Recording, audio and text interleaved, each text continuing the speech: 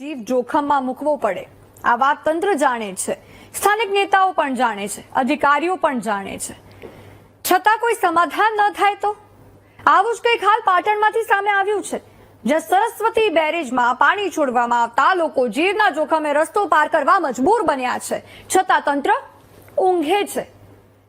ક્યાં છે આવી સ્થિતિ અને કેટલા ગામડાઓને જોડે છે આ રસ્તો ને કેવી બદથી બદતર હાલત તેમની થઈ રહી છે, રોજ કેવી રીતે જીવ જોખમમાં મૂકવો પડી રહ્યો છે, આવો જોઈએ।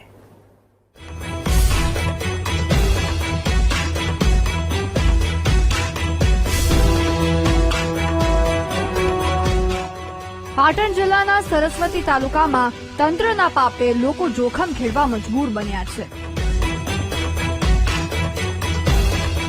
આ દ્રશ્યો લોકોની મજબૂરીના છે, જેમાં પુલ પરથી પાણી વહી રહ્યા છે, તે ઢીંચણથી ઉપર સુધીના પાણીમાંથી લોકો પસાર થવા મજબૂર છે।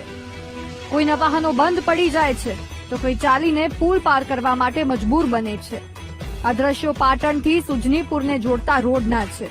અહીં સુજલામ સુફલામ કેનાલ થકી સરસ્વતી બેરેજમાં પાણી છોડવામાં આવ્યું અને બેરેજ છલકાઈ જતા તેના 2 દરવાજા ખોલી નદીમાં પાણી છોડવામાં આવ્યું, જેથી નદી પરનો પુલ પાણીમાં ગરકાવ થઈ ગયો।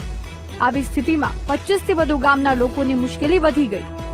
લોકો છેલ્લા કેટલાક દિવસોથી રોજ પાટણ જવા માટે જોખમ ખેડવા મજબૂર બન્યા છે।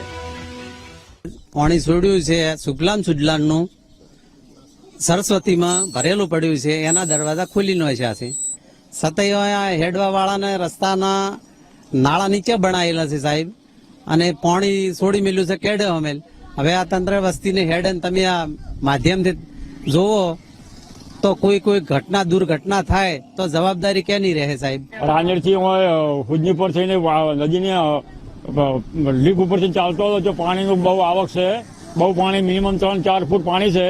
પબ્લિકને બહુ તકલીફ પડે છે, બાઇક એક્ટિવા બંધ થઈ જાય છે, ગાડીઓ બંધ થઈ જાય છે, આવવા જવાની બહુ તકલીફ પડે છે। મિનિમમ 25-30 ગામડાનો રસ્તો છે અને વસ્તી બહુ પબ્લિક બહુ હેરાન થાય છે, એટલે કોઈક વ્યવસ્થા કરવા સરકારને જરૂરી છે। લોકોની માંગ છે કે અહીં નદી પર ઊંચો પુલ બનાવવામાં આવે, જેથી 25 થી વધુ ગામડાઓના લોકોને જોખમ ન ખેડવું પડે, પરંતુ દ્રશ્યોને જોતા તો લાગે છે કે સત્તાધીશો સુધી લોકોનો અવાજ કદાચ પહોંચતો જ નથી। તેવામાં સવાલ એ થાય છે કે શું તંત્ર કોઈનો જીવ જાય તેની રાહ જોઈને બેઠું છે? પુલ પર પાણી ફરી વળે છે તો કેમ તેને ઊંચો નથી બનાવાતો? લોકોની માંગણીઓને કેમ જિલ્લા તંત્ર અવગણે છે? હાલ લોકો કેટલી હદે જોખમ ખેડવા મજબૂર છે તે અહીં જોઈ શકાય છે।